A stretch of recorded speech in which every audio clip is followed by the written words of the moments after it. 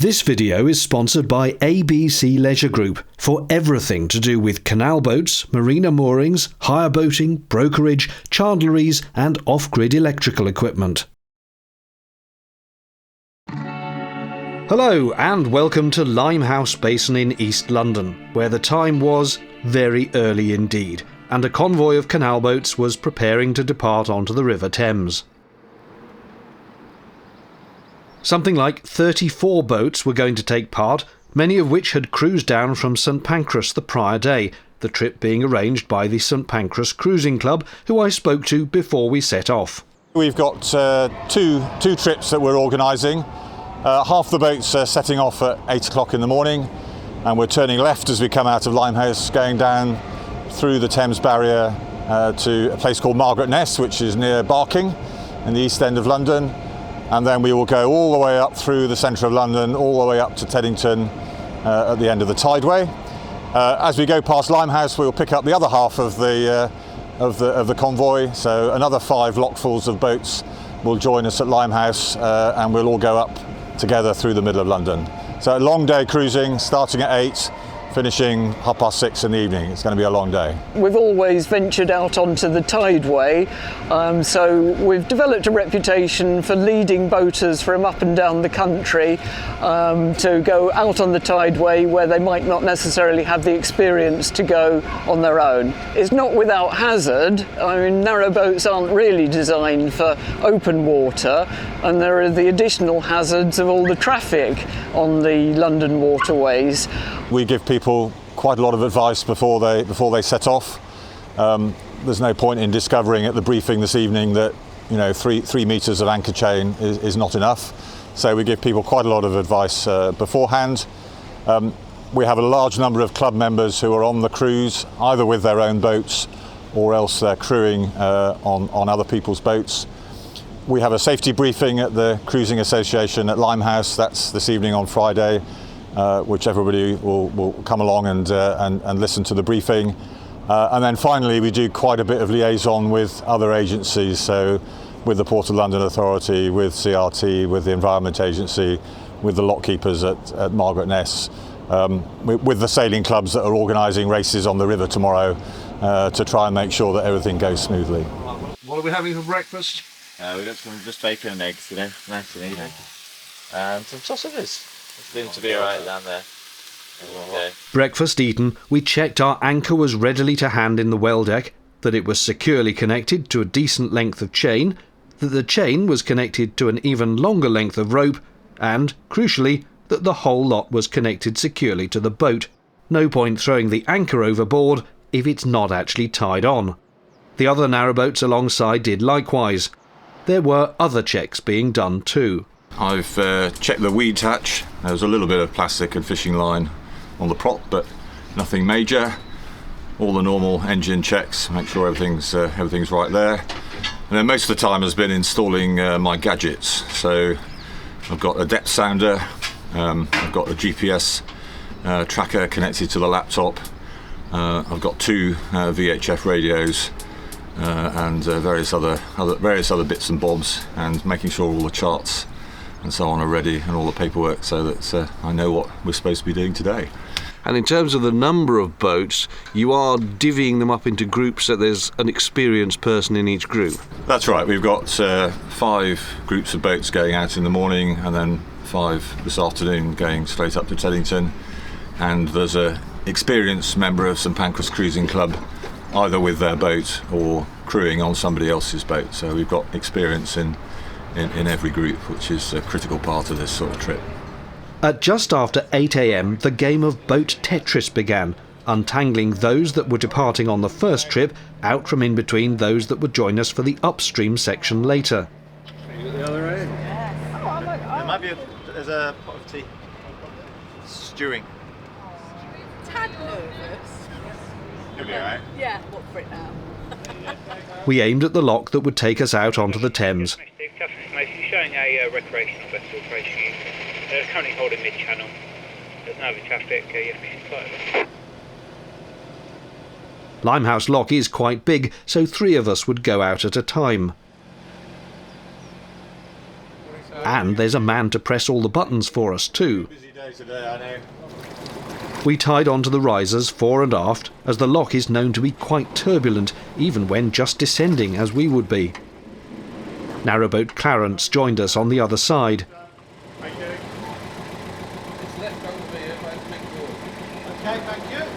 And narrowboat Bliss came up between us.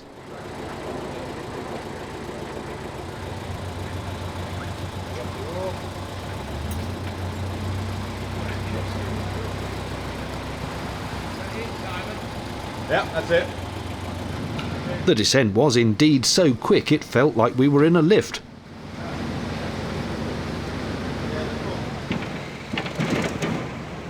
And as predicted, it was quite bumpy, with the substantial outflow of water.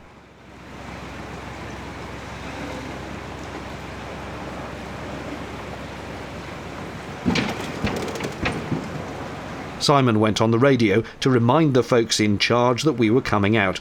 Good morning. 16 narrowboats from St Pancras Cruising Club, departing from Limehouse in 5 groups. First group departing shortly. The last one will be approximately 10 o'clock.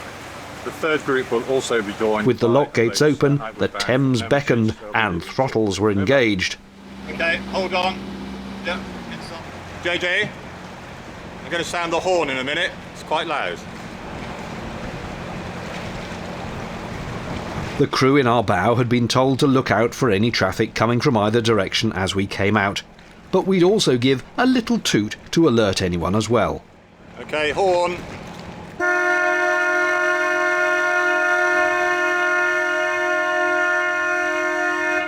Maybe slightly more than a little toot. Suitably deafened, we emerged onto the Thames and turned left, or east as we say in nautical circles.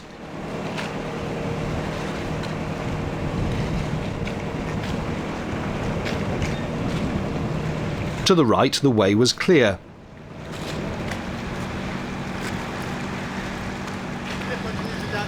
Yeah, thank you. To the left, one of the many very fast Uber boat taxis was coming up, so we swung well to the side to let it go past, before we'd head over to the right-hand side. This being boating, we drive on the right. But it was wise to let the fast boat go first, else we'd have crossed its path and likely caused some pointed looks from its captain, not to mention getting mown down in the middle of the river. Slightly slower than expected, the other 2 boats followed on, trailing us by some margin, but within sight. Chelsea tide is unavailable. In the broadcast, this is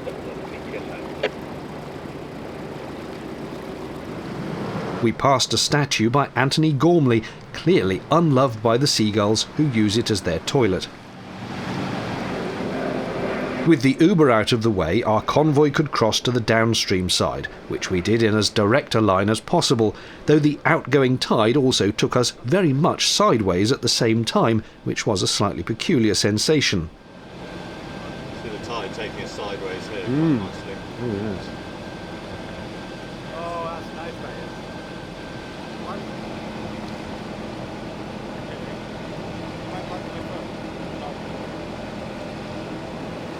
The others did the same.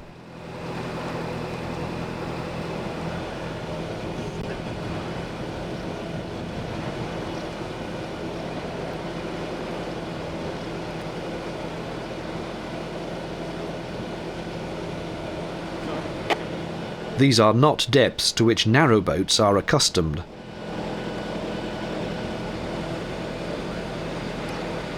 See the tide is pushing us quite strongly to the left now as well.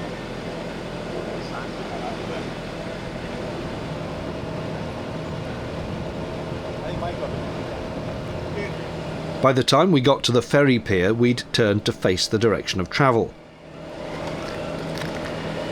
For a narrowboat, the Thames is quite imposing, but the water was calm, so all was well.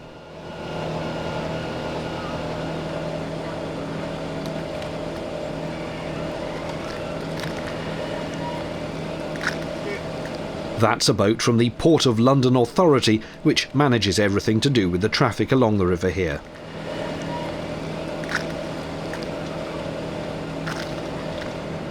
Simon and his sister Hilary were at the controls. Simon checking in on the other boats on the VHF.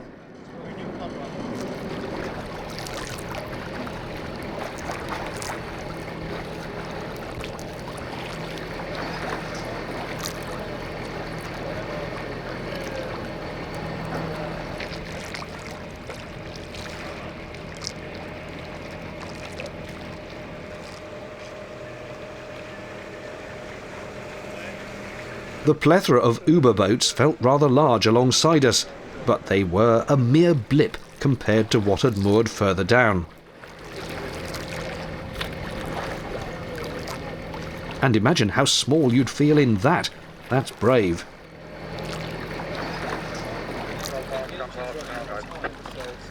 We were rather frustrated about being on the wrong side of the blue sky cut-off. It was quite chilly.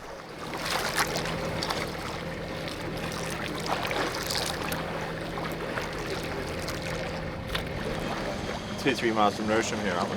This is Lewisham. This is Lewisham. Yeah, it's got a tiny bit. Paper walk. There's an interesting. There's good history around here, right? The warehouse name was rather appropriate.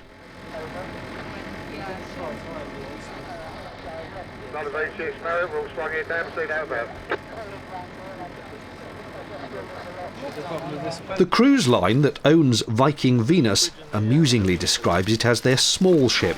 It does not feel so when you're alongside in a canal boat. It's 745 feet long and 94 feet wide, and it takes some anchoring.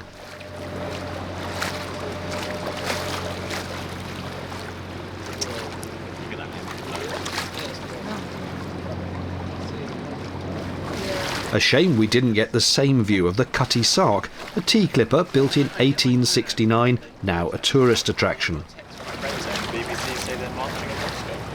Yeah. That's the University of Greenwich, Greenwich being where the GMT time zone originates, of course. I must go on boats. I've been there ice skating. These dogs were having the time of their life on the beach.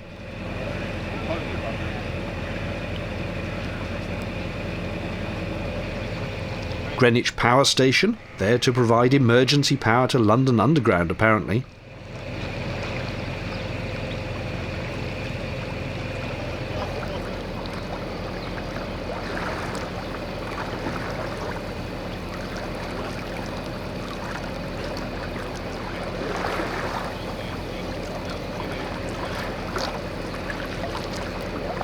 We got our first distant glimpse of what used to be called the Millennium Dome, now a concert venue, also seen in at least one James Bond film.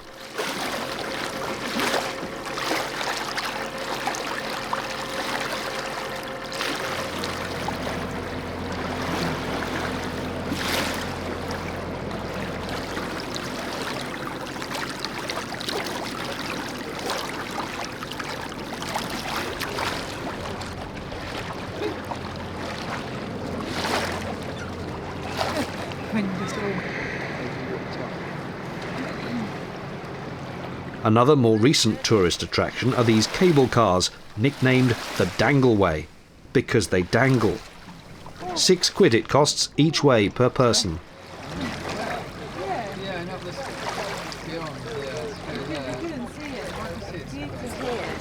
This is another Anthony Gormley work, which the seagulls seem less fond of sitting on. If viewed from a certain angle, it looks like a person. I don't think she would ring them.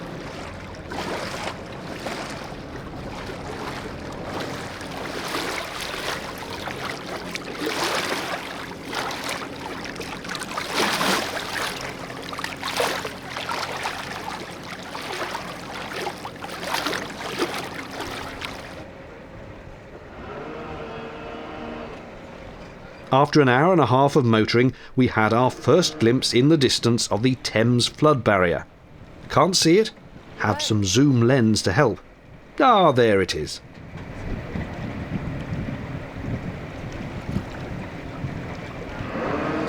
We'd go past another monster before we got there, moored at a cement factory, I believe. You would not want to get in the way of that in a small boat. Thank goodness it was stationary.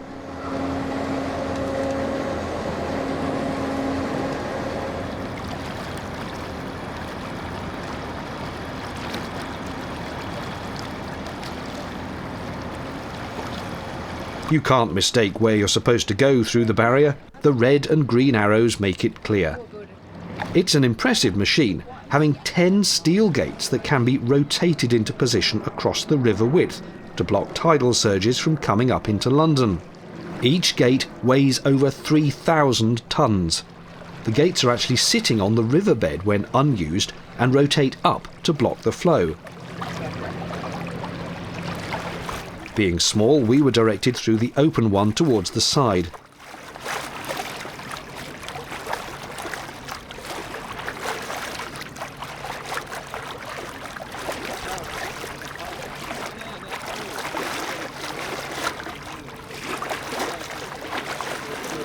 That's the turntable that would rotate the barricade up into place.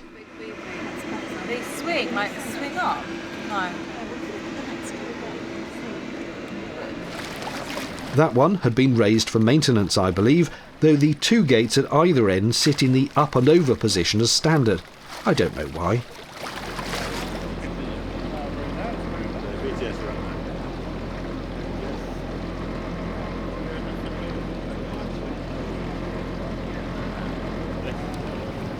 Don't they look so tiny?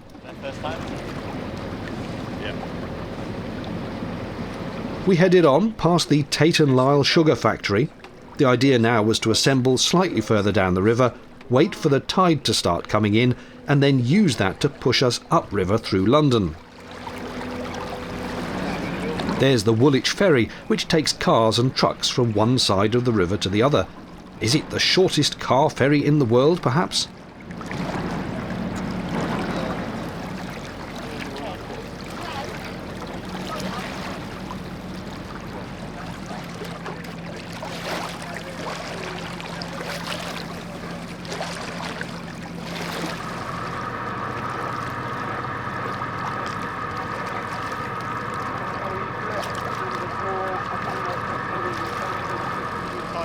The sun had emerged. Sunscreen was essential. If you look at the barge relative to the sun in the distance on the other side of the river, the barge is moving to the left. See the building with the four. We've debated in the end, it's like $250,000 for each. It's ridiculously expensive. So it shows you that the value of the land is not high enough down there. Having turned around this bend with the moored barges at Galleon's Reach, we were just about at our holding point. And that holding point was the glamorous surroundings of the Beckton Sewage Works, the largest sewage treatment plant in Europe, which discharges treated effluent here into the Thames. Delightful.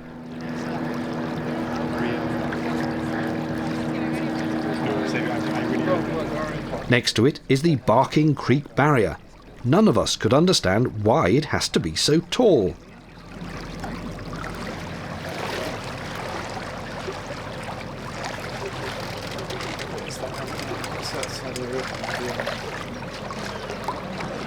Now we'd wait, but needed to do so on the upstream side of the river.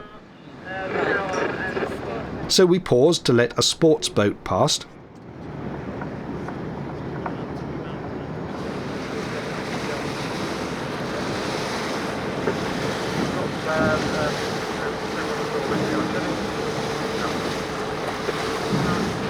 I'm in neutral.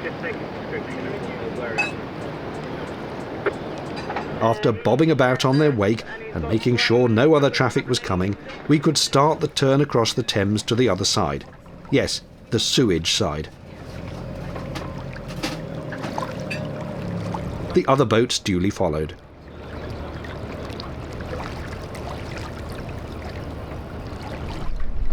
Having turned round, the idea is that we just hold station for a bit, about 90 minutes or so, while the tide changes and starts coming back in again. All the other narrowboats in the fleet, there's about 17 in total, should catch up with us. They've been coming out in batches from Limehouse, and then we'll all start heading upwards. With time to kill, we ambled very gently up towards our holding point. You remember I said you wouldn't want to get in the way of that big ship? Well, it was on the move, and it was gargantuan alongside the narrowboats.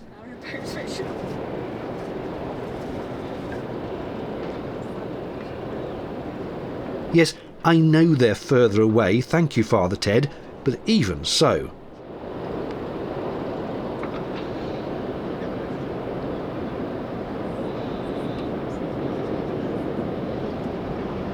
I bet the dolphins love that. Many minutes went past as the other boats caught up and made their turn to join us in the holding pattern. Yeah. That's fine. Yeah. Okay. And thus we waited, engines barely in tick-over, just enough to counter the last wash of the outgoing tide. Quite an impressive sight, I think.